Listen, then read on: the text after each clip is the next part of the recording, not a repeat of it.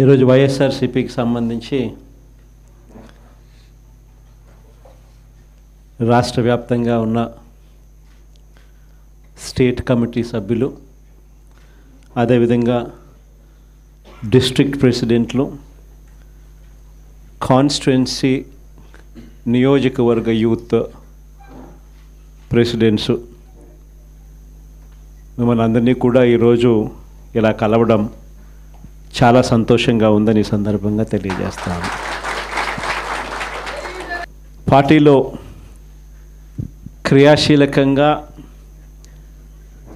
ఈ కన్స్ట్రక్షన్ కార్యక్రమం అనేది చేస్తూ ఉన్నాం. ప్రతిపక్షంలో ఉన్నాం. ప్రతిపక్షంలో ఉంటూ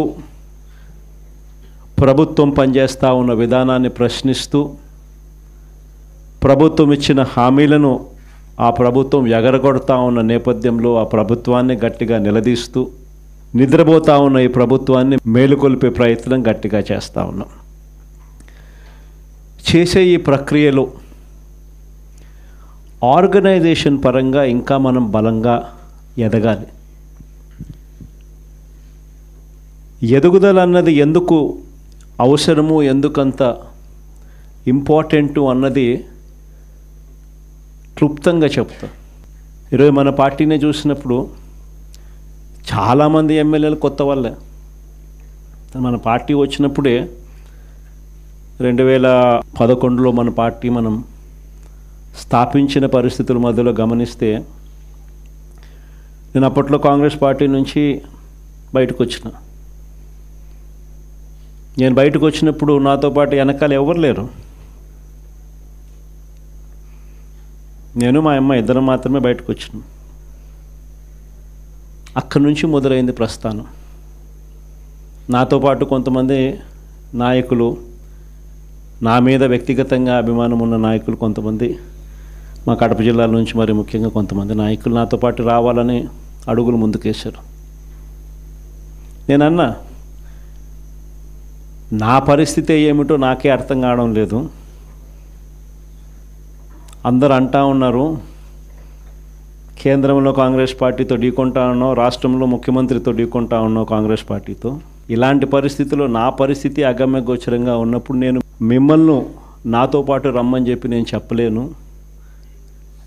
దేవుడు ఆశీర్వదించి నేను ఎదిగినప్పుడు, నేను బాగున్నప్పుడు అప్పుడు రండి అని చెప్పి కొంతమందికి చెప్పిన. ఇట్లా రాష్ట్రం వైపు తిరిగి చూస్తే ఎవ్వరూ లేరు వెనకాల. కేవలం నేను, నాతో పాటు అమ్మ, మేము మాత్రమే ఉన్నాం. ఆ ప్రస్థానం అక్కడి నుంచి మొదలైంది.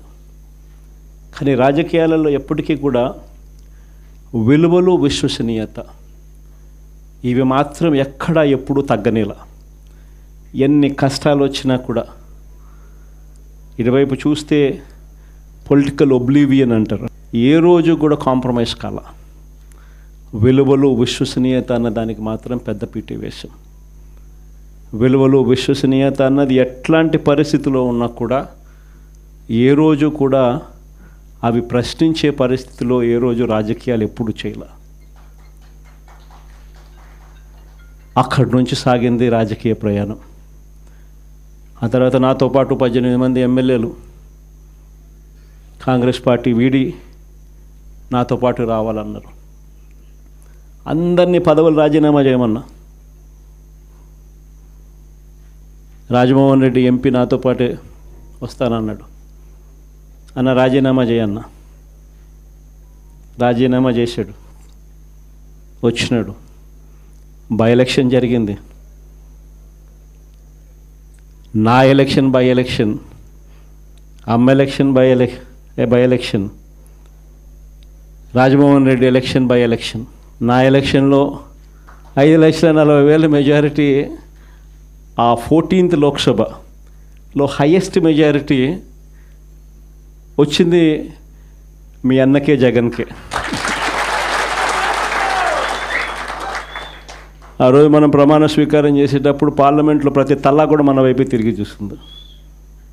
Highest majority in the 14th Lok Sabha. కానీ జీర్ణించుకోలేని పరిస్థితిలో మన మీద అంతే పగబట్టడం కూడా ఆ మెజారిటీని చూసి అనుకోండి, అది వేరే విషయం. ఆ తర్వాత తర్వాత రాజమోహన్ రెడ్డి కాంగ్రెస్ పార్టీలో ఉన్నప్పుడు పోటీ చేసినప్పుడు వచ్చిన మెజారిటీ కన్నా అంతకన్నా 2 మెజారిటీతో ఆయన గెలిచినాడు. 2.5 లక్షల మెజారిటీతో ఆయన కూడా గెలిచడం జరిగింది. అందులో 18 మంది ఎమ్మెల్యేలు నాతో పాటు అడుగులు ముందుకు వేశారు. 18 మంది ఎమ్మెల్యేలు అప్పట్లో నాతో పాటు అడుగులు ముందుకు వేశారు. ప్రతి ఒక్కరికి చెప్పా, రాజీనామా చేస్తేనే బయటికి రండి అని చెప్పి. మొత్తం 18 మంది రాజీనామాలు చేసినారు.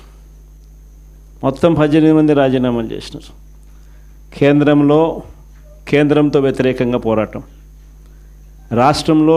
రాష్ట్ర ప్రభుత్వానికి వ్యతిరేకంగా పోరాటం. 18 మంది రాజీనామా చేసి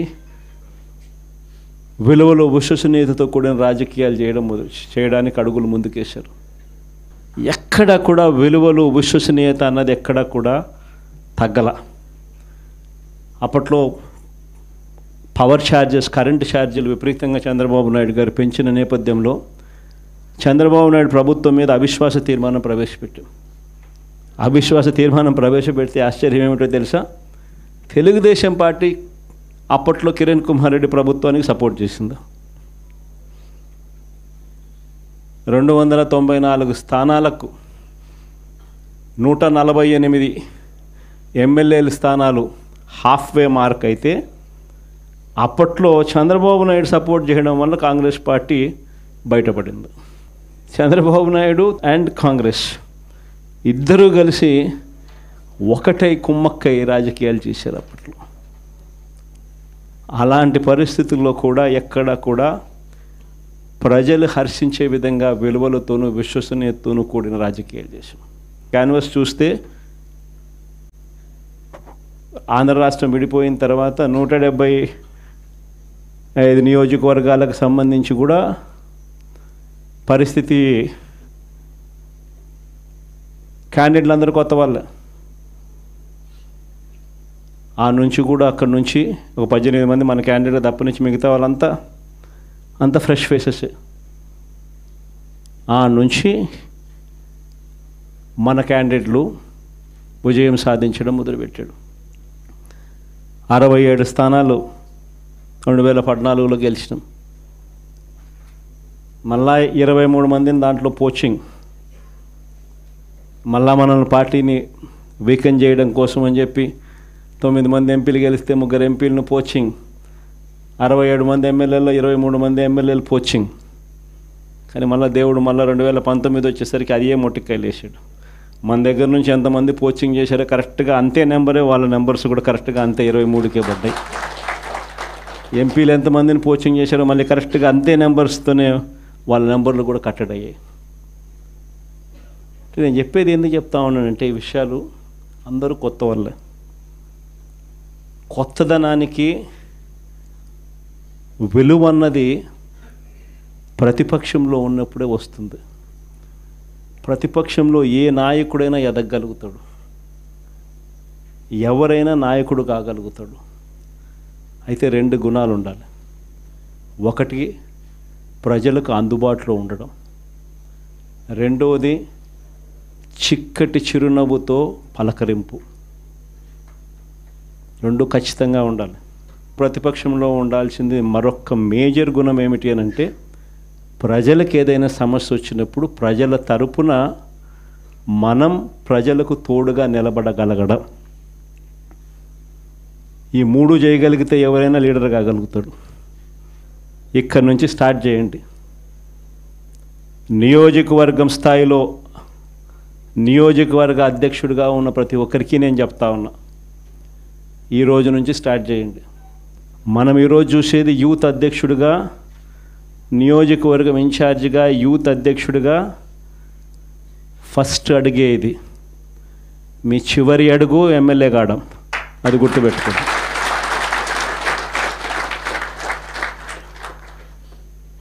ఎదగడం మీ చేతుల్లో ఉంది. మిమ్మల్ని పెంచడం నా చేతుల్లో ఉంది.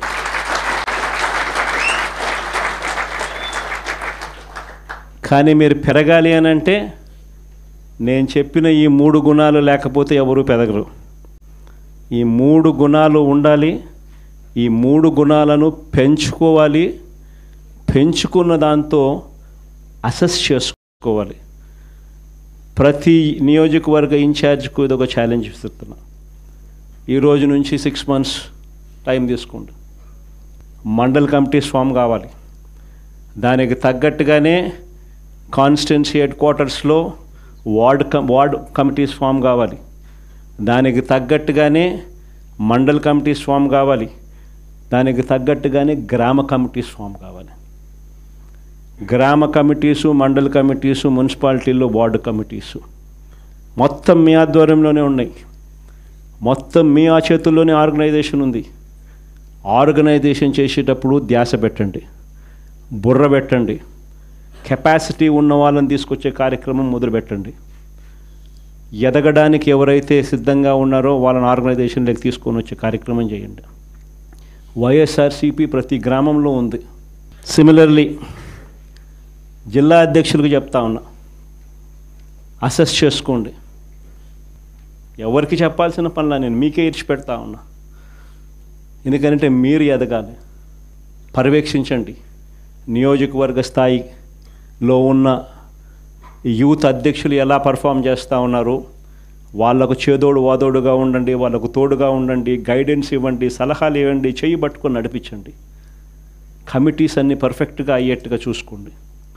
ఈ ప్రోగ్రామ్స్ కన్నిటికీ కూడా ఫర్దర్ సూపర్విజన్ ఉండడం కోసం అని చెప్పి వర్కింగ్ ప్రెసిడెంట్లుగా, జోన్లకు వర్కింగ్ ప్రెసిడెంట్లుగా కూడా తీసుకొచ్చే కార్యక్రమం చేయబోతా ఉన్నాం. వర్కింగ్ ప్రెసిడెంట్లుగా వచ్చే వాళ్ళను యంగ్ ఎమ్మెల్యేలు ఎవరైతే ఆల్రెడీ మన పార్టీలో ఉండి నేడు ఎలక్షన్లో ఓడిపోయిన పరిస్థితుల్లో ఉన్న యంగ్స్టర్సు, యంగ్ ఎమ్మెల్యేలు ఎవరైతే ఉండారో, ఆర్గనైజేషన్ తెలిసిన వాళ్ళు, ఆర్గనైజేషన్ పరంగా మిమ్మల్ని సరిగ్గా గైడ్ చేయగలిగిన వాళ్ళు, మిమ్మల్ని కూడా తోడుగా మీకు నిలబడగలిగిన వాళ్ళు. ప్రతిపక్షంలో ఉన్నాం కాబట్టి కేసులు పెట్టించుకోవాల్సి వస్తుంది. కేసులు పెట్టించుకునేటప్పుడు మీకు అండగా తోడుగా కేసులు పెట్టించుకున్నా పర్వాలేదు. ఈ రకంగా కేసులు పెట్టినా కూడా ఈ రకంగా దాన్ని మనం మెనూవర్ చేయొచ్చు. ఈ రకంగా వ్యవస్థలన్నీ మనకు తోడుగా ఉంటాయి. పార్టీ ఈ రకంగా మీకు అండగా ఉంటుంది అని భరోసా ఇచ్చేందుకు యంగ్ ఎమ్మెల్యేలను వర్కింగ్ ప్రెసిడెంట్గా కూడా తీసుకొచ్చే కార్యక్రమం చేస్తూ ఉన్నాం. సిద్ధార్థ్ కూడా ఒక జోన్కు అదే మాదిరిగా వర్కింగ్ ప్రెసిడెంట్గా ఉంటాడు.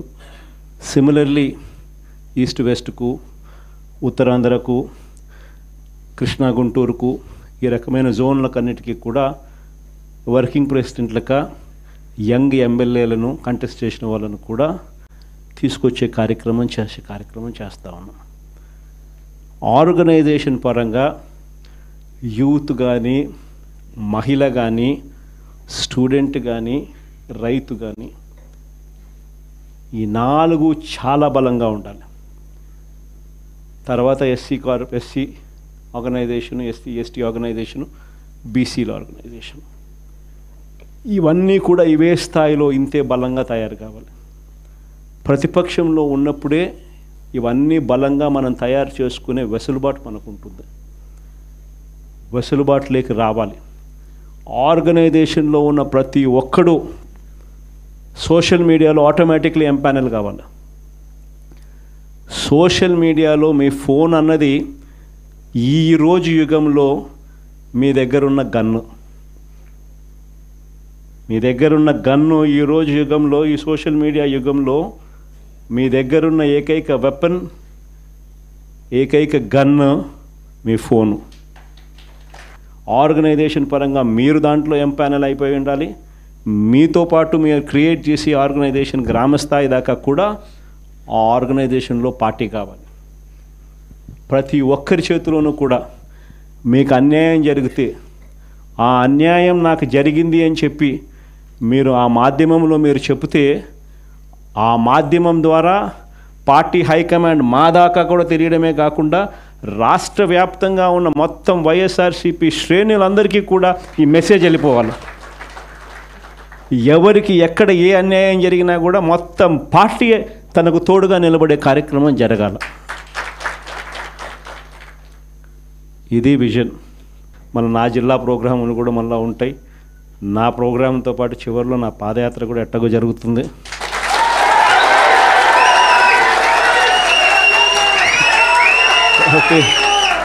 కాబట్టి ఆ టైం వచ్చినప్పుడు ఇంకా మీతో ఇంకా ఎక్కువ మమేకమయ్యే పరిస్థితి ఉంటుంది. ఇంకా ఎక్కువ మీ జిల్లాలలో మీతో పాటు కలిసి ప్రయాణం చేసే పరిస్థితులు ఉంటాయి. ఆ కలిసి ప్రయాణం చేసే పరిస్థితిలో మిమ్మల్ని ప్రతి ఒక్కరిని పేరు పేరున పిలిచే పరిస్థితి కూడా ఖచ్చితంగా ఉంటుందని కూడా చెప్తాను.